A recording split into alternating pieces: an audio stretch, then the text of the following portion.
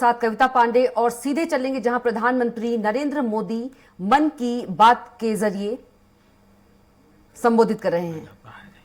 लेकिन जहां भारत के जन जन के मन की बात हो, वहां की प्रेरणा ही कुछ और होती है। मुझे इस बात की भी खुशी है कि मन की बात के 100वें एपिसोड को लेकर देश के लोगों में बहुत उत्साह है। मुझे बहुत सारे संदेश मिल रहे हैं, फोन आ रहे हैं। आज जब हम आजादी का अमृतकाल मना रहे हैं, नए संकल्पों के साथ आगे बढ़ रहे हैं, तो 100वें मन की बात को लेकर आपके सुझावों और विचारों को जानने के लिए मैं भी बहुत उत्सुक हूं। मुझे आपके ऐसे सुझावों का बेसब्री से इंतजार है। वैसे तो इंतजार हमेशा होता है, लेकिन इस बार ज्यादा है। आपके ये सुझाव और विचार ही 30 अप्रैल को होने वाले 100वें मन की बात को और यादगार बनाएंगे। मेरे प्यारे देशवासियों, मन की बात में हमने ऐसे हजारों लोगों की चर्चा की है जो दूसरों की सेवा के लिए अपना जीवन समर्पित कर देते हैं। कई लोग ऐसे होते हैं जो बेटियों की शिक्षा के लिए अपनी पूरी पेंशन लगा देते हैं।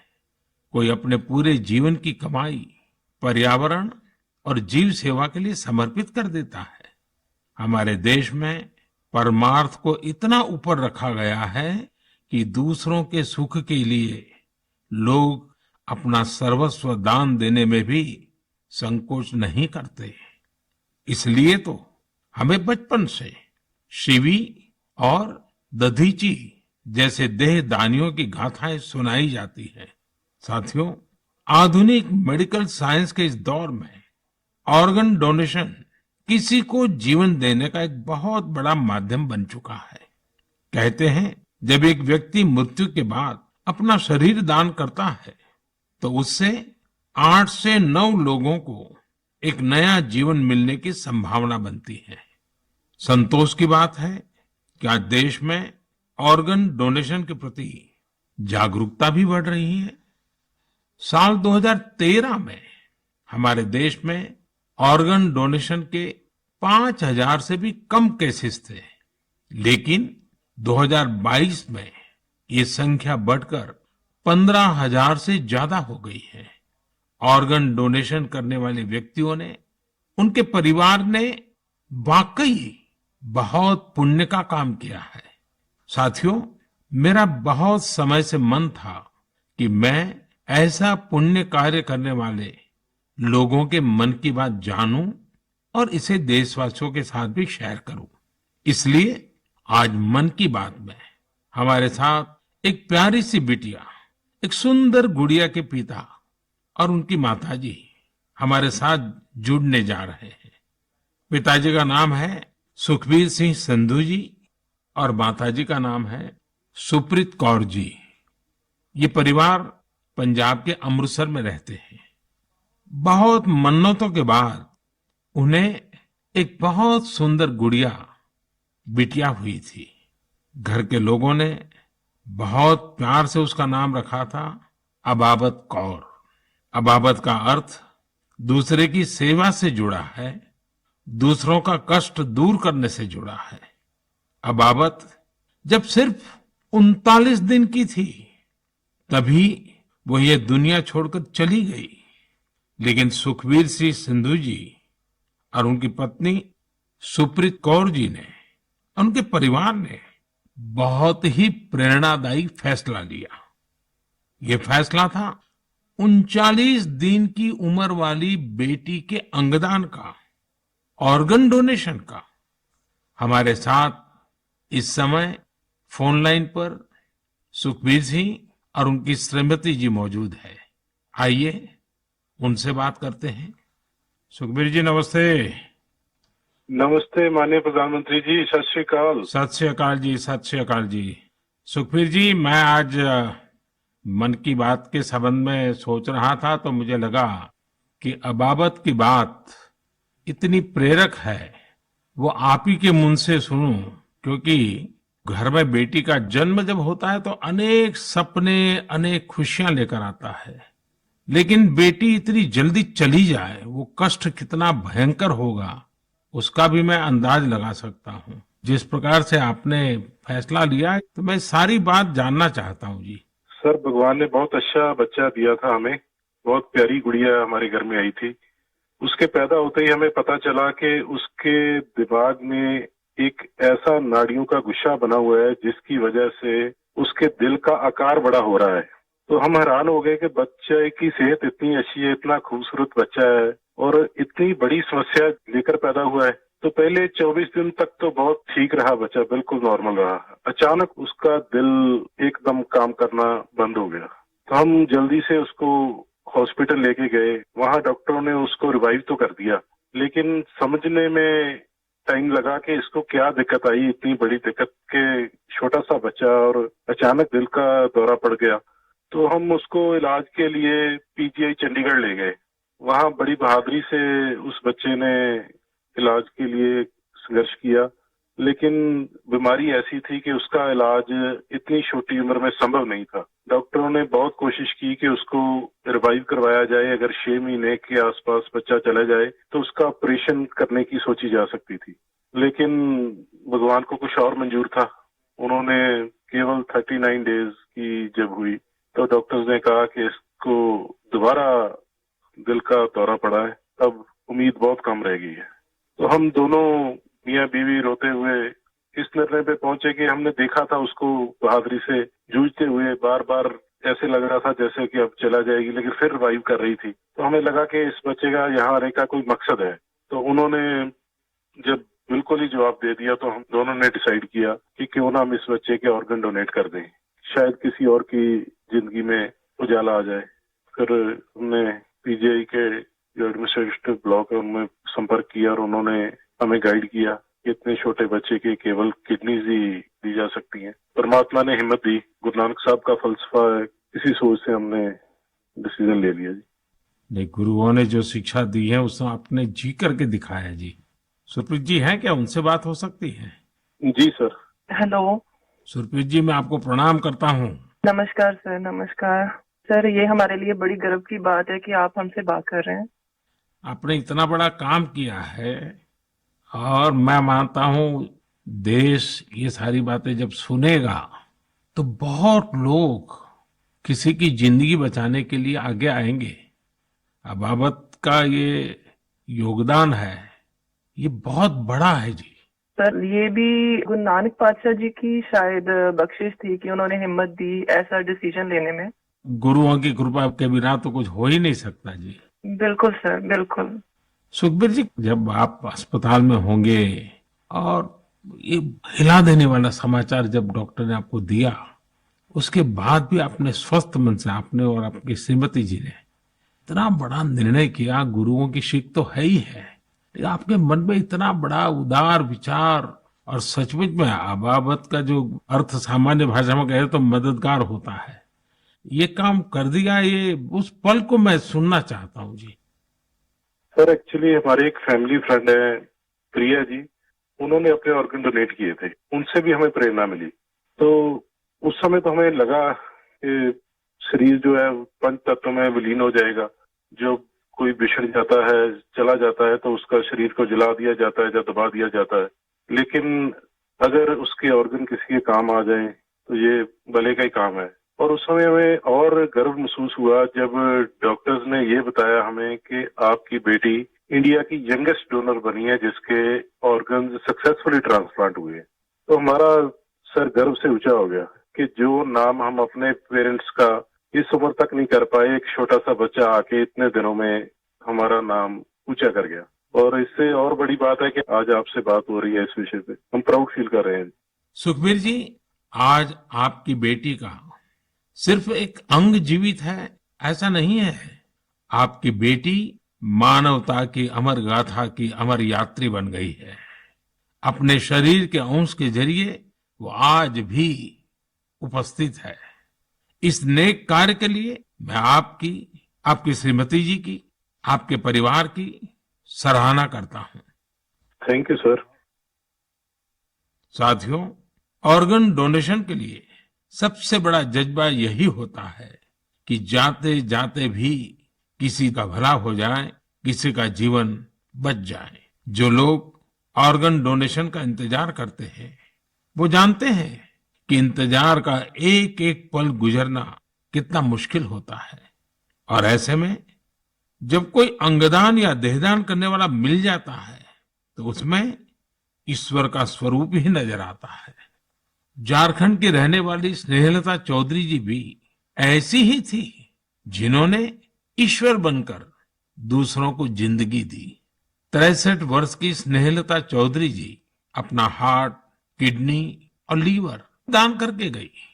आज मन की बात में उनके बेटे भाई अभिजीत चौधरी जी हमारे साथ हैं। आइए उनसे सुनते हैं। अभिजीत जी नमस्कार। प्रणाम सर। अभिजीत जी, आप एक ऐसी माँ के बेटे हैं जिसने आपको जन्म देकर एक प्रकार से जीवन तो दिया ही, लेकिन और जो अपनी मृत्यु के बाद भी आपकी माता जी कई लोगों को जीवन दे करके गई। एक पुत्र के नाते अभिजीत आप जरूर गर्व अनुभव करते होंगे। हाँ जी सर। आप अपनी माता जी के बारे में जरा बताइए, किन परिस्थितियों में ऑर्गन डोनेशन का फैसला लिया गया? मेरी माता जी सरायकेला बोल के एक छोटा सा गांव है झारखंड में, वहाँ पे मेरे मम्मी पापा दोनों रहते हैं। ये पिछले 25 साल से लगातार मॉर्निंग वॉक करती थी और अपने हैबिट के अनुसार सुबह 4 बजे अपने मॉर्निंग वॉक के लिए निकली थी। उस समय एक मोटरसाइकिल वाले ने इनको पीछे से धक्का मारा और वो उसी समय गिर गई, जिससे उनको सर पे बहुत ज्यादा चोट लगा। तुरंत हम लोगों ने उनको सदर अस्पताल सरायकेला ले गए, जहाँ डॉक्टर साहब ने उनकी मरहम पट्टी की, पर खून बहुत निकल रहा था और उनको कोई सेंस नहीं था। तुरंत हम लोगों ने उनको टाटा मेन हॉस्पिटल लेके चले गए। वहाँ उनकी सर्जरी हुई। 48 घंटे के ऑब्जर्वेशन के बाद डॉक्टर साहब ने बोला कि वहाँ पे चांसेस बहुत कम है। फिर हमने उनको एयरलिफ्ट करके एम्स दिल्ली लेके आए हम लोग। यहाँ पे उनकी ट्रीटमेंट हुई तकरीबन 7-8 दिन। उसके बाद पोजीशन ठीक था। एक दिन उनका ब्लड प्रेशर काफी गिर गया। उसके बाद पता चला उनकी ब्रेन डेथ हो गई है। तब फिर डॉक्टर साहब हमें प्रोटोकॉल के हिसाब ब्रीफ कर रहे थे ऑर्गन डोनेशन के बारे में। हम अपने पिताजी को शायद ये नहीं बता पाते कि ऑर्गन डोनेशन टाइप का भी कोई चीज होता है, क्योंकि हमें लगा वो उस बात को एब्जॉर्ब नहीं कर पाएंगे। तो उनके दिमाग से हम ये निकालना चाहते थे कि ऐसा कुछ चल रहा है। जैसे हमने उनको बोला कि ऑर्गन डोनेशन की बातें चल रही है, तब उन्होंने बोला कि नहीं नहीं, ये मम्मी का बहुत मन था और हमें ये करना है। हम काफी निराश थे उस समय तक, जब तक हमें ये पता चला था कि मम्मी नहीं बच सकेगी। पर जैसे ही ये ऑर्गन डोनेशन वाला डिस्कशन चालू हुआ, वो निराशा एक बहुत ही पॉजिटिव साइड चला गया और हम काफी अच्छे, एक बहुत ही पॉजिटिव एनवायरनमेंट में आ गए। उसको करते करते फिर हम लोग रात में 8 बजे काउंसलिंग हुई। दूसरे दिन हम लोगों ने ऑर्गन डोनेशन किया। इसमें मम्मी का एक सोच बहुत बड़ा था कि पहले वो काफी नेत्रदान और इन चीजों में, सोशल एक्टिविटीज में ये बहुत एक्टिव थी। शायद यही सोच को लेकर के ये इतना बड़ा चीज हम लोग कर पाए। और मेरे पिताजी का जो डिसीजन मेकिंग था इस चीज के बारे में, इस कारण से ये चीज हो पाया। कितने लोगों को काम आया अंग? इनका हार्ट, 2 किडनी, लिवर और दोनों आंख, ये डोनेशन हुआ था। तो 4 लोगों की जान और 2 जनों को आंख मिला है। अभिजीत जी, आपके पिताजी और माताजी दोनों नमन के अधिकारी हैं। मैं उनको प्रणाम करता हूँ। और आपके पिताजी ने इतने बड़े निर्णय में आप परिवारजनों का नेतृत्व किया, ये वाकई बहुत ही प्रेरक है। और मैं मानता हूँ कि माँ तो माँ ही होती है, माँ एक अपने आप में प्रेरणा भी होती है, लेकिन माँ जो परंपराएं छोड़ करके जाती है, वो पीढ़ी दर पीढ़ी एक बहुत बड़ी ताकत बन जाती है। अंगदान के लिए आपकी माता जी की प्रेरणा आज पूरे देश तक पहुंच रही है। मैं आपके इस पवित्र कार्य और महान कार्य के लिए आपके पूरे परिवार को बहुत बहुत बधाई देता हूं। अभिजीत जी धन्यवाद जी, और आपके पिताजी को हमारे प्रणाम जरूर कह देना। जरूर जरूर, थैंक यू। साथियों, 39 दिन की अबाबत कौर हो या 63 वर्ष की स्नेहलता चौधरी, इनके जैसे दानवीर हमें जीवन का महत्व समझाकर जाते हैं।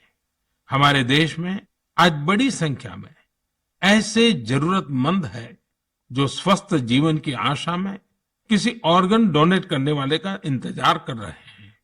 मुझे संतोष है कि अंगदान को आसान बनाने और प्रोत्साहित करने के लिए पूरे देश में एक जैसी पॉलिसी पर भी काम हो रहा है। इस दिशा में राज्यों के डोमिसाइल की शर्त को हटाने का निर्णय भी लिया गया है।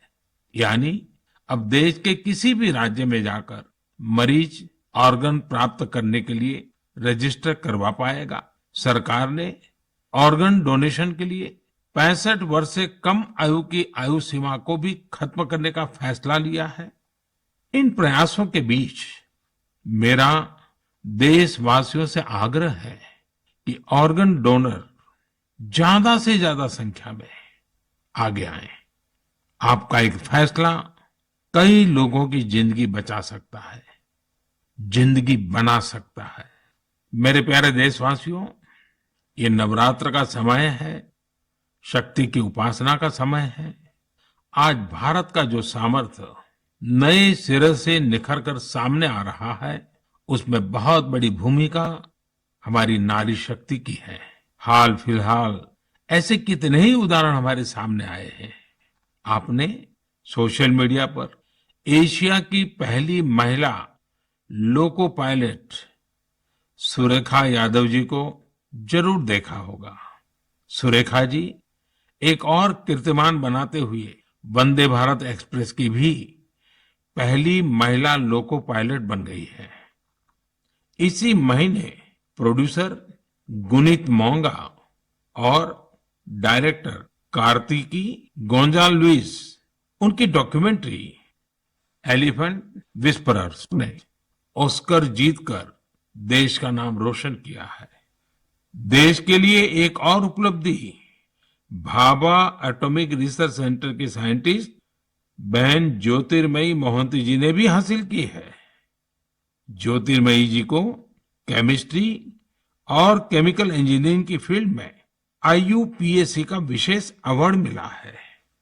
इस वर्ष की शुरुआत में ही भारत की अंडर 19 महिला क्रिकेट टीम ने T20 वर्ल्ड कप जीतकर नया इतिहास रचा। अगर आप राजनीति की ओर देखेंगे तो एक नई शुरुआत नागालैंड में हुई है। नागालैंड में 75 वर्षों में पहली बार 2 महिला विधायक जीतकर विधानसभा पहुंची है। इनमें से एक को नागालैंड सरकार में मंत्री भी बनाया गया है। यानी राज्य के लोगों को पहली बार एक महिला मंत्री भी मिली है। साथियों, कुछ दिनों पहले मेरी मुलाकात उन जाबाज बेटियों से भी हुई जो तुर्की में विनाशकारी भूकंप के बाद वहां के लोगों की मदद के लिए गई थी। ये सभी NDRF के दस्ते में शामिल थी। उनके साहस और कुशलता की पूरी दुनिया में तारीफ हो रही है। भारत ने UN मिशन के तहत शांति सेना में वुमेन ओनली प्लेटून की भी तैनाती की है। आज देश की बेटियां हमारी तीनों सेनाओं में अपने शौर्य का झंडा बुलंद कर रही है। Group captain Shaliza Dhami combat unit में कमांड अपॉइंटमेंट पाने वाली पहली महिला वायुसेना अधिकारी बनी है। उनके पास करीब 3000 घंटे का फ्लाइंग एक्सपीरियंस है। इसी तरह भारतीय सेना की जांबाज कैप्टन शिवा चौहान सियाचिन में तैनात होने वाली पहली महिला अधिकारी बनी है। सियाचिन में जहां पारा -60 डिग्री तक चला जाता है, वहां शिवा 3 महीनों के लिए तैनात रहेगी। साथियों, यह लिस्ट इतनी लंबी है कि यहां सबकी चर्चा करना भी मुश्किल है। ऐसी सभी महिलाएं, हमारी बेटियां आज भारत और भारत के सपनों को ऊर्जा दे रही है। नारी शक्ति की ये ऊर्जा ही विकसित भारत की प्राणवायु है। मेरे प्यारे देशवासियों, इन दिनों पूरे विश्व में स्वच्छ ऊर्जा, रिन्यूएबल एनर्जी की खूब बात हो रही है। मैं जब विश्व के लोगों से मिलता हूं तो वो इस क्षेत्र में भारत की अभूतपूर्व सफलता की जरूर चर्चा करते हैं। खासकर भारत सोलर एनर्जी के क्षेत्र में जिस तेजी से आगे बढ़ रहा है, वो अपने आप में एक बहुत बड़ी उपलब्धि है। भारत के लोग तो सदियों से सूर्य से विशेष रूप से नाता रखते हैं। हमारे यहाँ सूर्य की शक्ति को लेकर जो वैज्ञानिक समझ रही है, सूर्य की उपासना की जो परंपराएं रही है, वो अन्य जगहों पर कम ही देखने को मिलते हैं। मुझे खुशी है कि आज हर देशवासी सौर ऊर्जा का महत्व भी समझ रहा है और क्लीन एनर्जी में अपना योगदान भी देना चाहता है। सबका प्रयास की यही स्पिरिट आज भारत के सोलर मिशन को आगे बढ़ा रही है। महाराष्ट्र के पुणे में ऐसे ही एक बेहतरीन प्रयास ने मेरा ध्यान अपनी ओर खींचा है। यहाँ एमएसआर ऑलिव हाउसिंग सोसाइटी के लोगों ने तय किया कि वे सोसाइटी में पीने के पानी, लिफ्ट और लाइट जैसी सामूहिक उपयोग की चीजें अब सोलार एनर्जी से ही चलाएंगे। इसके बाद इस सोसाइटी में सबने मिलकर सोलर पैनल लगवाए। आज इन सोलर पैनल से हर साल करीब 90,000 किलोवाट आवर बिजली पैदा हो रही है। इससे हर महीने लगभग 40,000 रुपए की बचत हो रही है। इस बचत का लाभ सोसाइटी के सभी लोगों को हो रहा है। साथियों, पुणे की तरह ही दमन दीव में जो दीव है, जो एक अलग जिला है, वहां के लोगों ने भी एक अद्भुत काम करके दिखाया है। आप जानते ही होंगे कि दीव सोमनाथ के पास है। दीव भारत का पहला ऐसा जिला बना है जो दिन के समय सभी जरूरतों के लिए 100% क्लीन एनर्जी का इस्तेमाल कर रहा है। दीव की इस सफलता का मंत्र भी सबका प्रयास ही है। कभी यहां बिजली उत्पादन के लिए संसाधनों की चुनौती थी। लोगों ने इस चुनौती के समाधान के लिए सोलर एनर्जी को चुना। यहां बंजर जमीन और कई बिल्डिंग्स पर सोलर पैनल्स लगाए गए। इन पैनल से दीव में दिन के समय जितनी बिजली जरूरत होती है, उससे ज्यादा बिजली पैदा हो रही है। इस सोलर प्रोजेक्ट से बिजली खरीद पर खर्च होने वाले करीब 52 करोड़ रुपए भी बचे हैं। इससे पर्यावरण की भी बड़ी रक्षा हुई है। साथियों, पुणे और दीव, उन्होंने जो कर दिखाया है, ऐसे प्रयास देश भर में कई और जगहों पर भी हो रहे हैं। इनसे पता चलता है कि पर्यावरण और प्रकृति को लेकर हम भारतीय कितने संवेदनशील हैं और हमारा देश किस तरह भविष्य की पीढ़ी के लिए बहुत जागृत है। मैं इस तरह के सभी प्रयासों की हृदय से सराहना करता हूं। मेरे प्यारे देशवासियों, हमारे देश में समय के साथ स्थिति परिस्थितियों के अनुसार अनेक परंपराएं विकसित होती है। यही परंपराएं हमारी संस्कृति का सामर्थ्य बढ़ाती हैं और उसे नित्य नूतन प्राण शक्ति भी देती है। कुछ महीने पहले ऐसी ही एक परंपरा शुरू हुई काशी में। काशी तमिल संगमम के दौरान काशी और तमिल क्षेत्र के बीच सदियों से चले आ रहे ऐतिहासिक और सांस्कृतिक संबंधों को सेलिब्रेट किया गया। एक भारत श्रेष्ठ भारत की भावना हमारे देश को मजबूती देती है। हम जब एक दूसरे के बारे में जानते हैं, सीखते हैं, तो एकता की ये भावना और प्रगाढ़ होती है। यूनिटी की इसी स्पिरिट के साथ अगले महीने गुजरात के विभिन्न हिस्सों में सौराष्ट्र तमिल संगमम होने जा रहा है।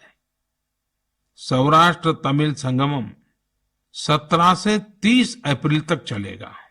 मन की बात के कुछ श्रोता जरूर सोच रहे होंगे कि गुजरात के सौराष्ट्र का तमिलनाडु से क्या संबंध है। दरअसल सदियों पहले सौराष्ट्र के अनेकों लोग तमिलनाडु के अलग अलग हिस्सों में बस गए थे। ये लोग आज भी सौराष्ट्री तमिल के नाम से जाने जाते हैं। उनके खान पान, रहन सहन, सामाजिक संस्कारों में आज भी कुछ कुछ सौराष्ट्र की झलक मिल जाती है। मुझे इस आयोजन को लेकर तमिलनाडु से बहुत से लोगों ने सराहना भरे पत्र लिखे हैं। मदुरई में रहने वाले जयचंद्रन जी ने एक बड़ी ही भावुक बात लिखी है। उन्होंने कहा है कि 1000 साल के बाद पहली बार किसी ने सौराष्ट्र तमिल के रिश्तों के बारे में सोचा है। सौराष्ट्र से तमिलनाडु आकर के बसे हुए लोगों को पूछा है। जयचंद्रन जी की बातें हजारों तमिल भाई बहनों की अभिव्यक्ति है। साथियों, मन की बात के श्रोताओं को मैं असम से जुड़ी हुई एक खबर के बारे में बताना चाहता हूं। ये भी एक भारत श्रेष्ठ भारत की भावना को मजबूत करती है। आप सभी जानते हैं कि हम वीर लासित बोरफुकन जी की 400वीं जयंती मना रहे हैं। वीर लासित बोरफुकन ने अत्याचारी मुगल सल्तनत के हाथों से गुवाहाटी को आजाद करवाया था। आज देश इस महान योद्धा के अदम्य साहस से परिचित हो रहा है। कुछ दिन पहले लासित बोरफुकन के जीवन पर आधारित निबंध लेखन का एक अभियान चलाया गया था। आपको यह जानकर आश्चर्य होगा कि इसके लिए करीब 45 लाख लोगों ने निबंध भेजे। आपको ये जानकर भी खुशी होगी कि अब यह एक गिनीज रिकॉर्ड बन चुका है। और सबसे बड़ी बात है, और जो ज्यादा प्रसन्नता की बात यह है कि वीर लासित बोरफुकन पर ये जो निबंध लिखे गए हैं उसमें करीब करीब 23 अलग अलग भाषाओं में लिखा गया है और लोगों ने भेजा है। इनमें असमिया भाषा के अलावा हिंदी, अंग्रेजी, बांग्ला, बोडो, नेपाली, संस्कृत, संथाली जैसी भाषाओं में लोगों ने निबंध भेजे हैं। मैं इस प्रयास का हिस्सा बने सभी लोगों की हृदय से प्रशंसा करता हूं। मेरे प्यारे देशवासियों, जब कश्मीर या श्रीनगर की बात होती है तो सबसे पहले हमारे सामने उसकी वादियां और डल झील की तस्वीर आती है। हम में से हर कोई डल झील के नजारों का लुत्फ उठाना चाहता है, लेकिन डल झील में एक और बात खास है। डल झील अपने स्वादिष्ट लोटस स्टेम्स, कमल के तनों या कमल ककड़ी के लिए भी जानी जाती है। कमल के तनों को देश में अलग अलग जगह अलग अलग नाम से जानते हैं। कश्मीर में इन्हें नादरू कहते हैं। कश्मीर के नादरू की डिमांड लगातार बढ़ रही है। इस डिमांड को देखते हुए डल झील में नादरू की खेती करने वाले किसानों ने एक एफपीओ बनाया है। इस एफपीओ में करीब 250 किसान शामिल हुए हैं। आज ये किसान अपने नादरू को विदेशों तक भेजने लगे हैं। अभी कुछ समय पहले ही इन किसानों ने 2 खेप यूएई भेजी है। ये सफलता कश्मीर का नाम तो कर ही रही है, साथ ही इससे सैकड़ों किसानों की आमदनी भी बढ़ी है। साथियों, कश्मीर के लोगों का कृषि से ही जुड़ा हुआ ऐसा ही एक और प्रयास इन दिनों अपनी कामयाबी की खुशबू फैला रहा है। आप सोच रहे होंगे कि मैं कामयाबी की खुशबू क्यों बोल रहा हूं। बात है ही खुशबू की, सुगंध की ही तो बात है। दरअसल जम्मू कश्मीर के डोडा जिले में एक कस्बा है भदरवा। यहाँ के किसान दशकों से मक्के की पारंपरिक खेती करते आ रहे थे, लेकिन कुछ किसानों ने कुछ अलग करने की सोची। उन्होंने फ्लोरिकल्चर यानी फूलों की खेती का रुख किया। आज यहाँ के करीब 2500 किसान, 2500 किसान लेवेंडर की खेती कर रहे हैं। इन्हें केंद्र सरकार के एरोमा मिशन से मदद भी मिली है। इस नई खेती ने किसानों की आमदनी में बड़ा इजाफा किया है और आज लेवेंडर के साथ साथ इनकी सफलता की खुशबू भी दूर दूर तक फैल रही है। साथियों, जब कश्मीर की बात हो, कमल की बात हो, फूल की बात हो, सुगंध की बात हो, तो कमल के फूल पर विराजमान रहने वाली मां शारदा का स्मरण आना बहुत स्वाभाविक है। कुछ दिन पूर्व ही कुपवाड़ा में मां शारदा के भव्य मंदिर का लोकार्पण हुआ है। ये मंदिर उसी मार्ग पर बना है जहां से कभी शारदा पीठ के दर्शनों के लिए जाया करते थे। स्थानीय लोगों ने इस मंदिर के निर्माण में बहुत मदद की है। मैं जम्मू कश्मीर के लोगों को इस शुभ कार्य के लिए बहुत बहुत बधाई देता हूं। मेरे प्यारे देशवासियों, इस बार मन की बात में बस इतना ही। अगली बार आपसे मन की बात के 100वें एपिसोड में मुलाकात होगी। आप सभी अपने सुझाव जरूर भेजिए। मार्च के इस महीने में हम होली से लेकर नवरात्रि तक कई पर्व और त्योहारों में व्यस्त रहे हैं। रमजान का पवित्र महीना भी शुरू हो चुका है। अगले कुछ दिनों में श्री राम नवमी का महापर्व भी आने वाला है। इसके बाद महावीर जयंती, गुड फ्राइडे और ईस्टर भी आएंगे। अप्रैल के महीने में हम भारत के 2 महान विभूतियों की जयंती भी मनाते हैं। ये 2 महापुरुष हैं महात्मा ज्योतिबा फुले और बाबा साहब आम्बेडकर। इन दोनों ही महापुरुषों ने समाज में भेदभाव मिटाने के लिए अभूतपूर्व योगदान दिया। आज आजादी के अमृतकाल में हमें ऐसी महान विभूतियों से सीखने और निरंतर प्रेरणा लेने की जरूरत है। हमें अपने कर्तव्यों को सबसे आगे रखना है। साथियों, इस समय कुछ जगहों पर कोरोना भी बढ़ रहा है, इसलिए आप सभी को एहतियात बरतनी है, स्वच्छता का भी ध्यान रखना है। अगले महीने मन की बात के 100वें एपिसोड में हम लोग फिर मिलेंगे। तब तक के लिए मुझे विदा दीजिए। धन्यवाद। नमस्कार।